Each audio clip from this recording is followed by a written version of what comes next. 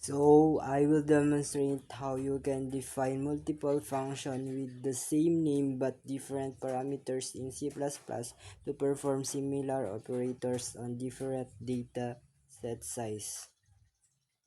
This code is snippet.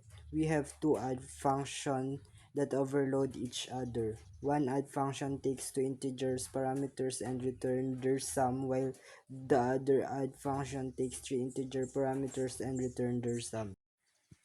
So this will be the functions to add integers. Let's go to return a plus b, and for the function to add three integers, let's code int add int a, int b, int c, process curly bracket, return a for a plus b plus c for the formula, and for the given int main int number 1 is equals to 5,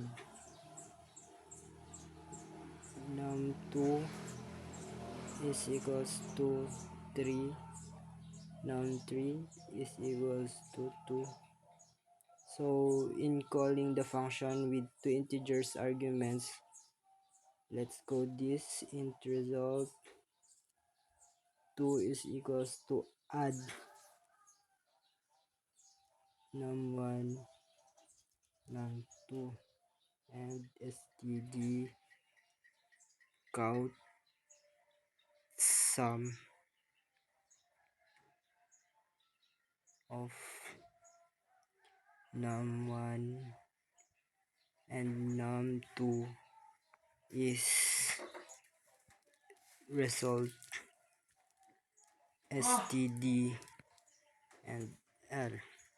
So to call the add function with three integers arguments, again, let's code it result 3 add close and open parenthesis num1 num2 num3 std and sum of num1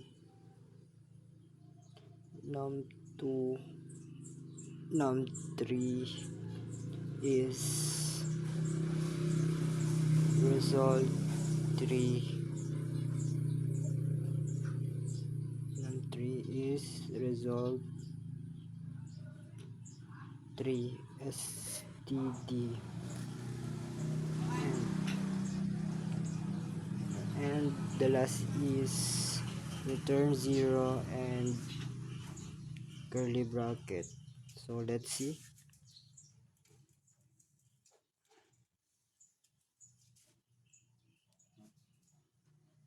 Okay,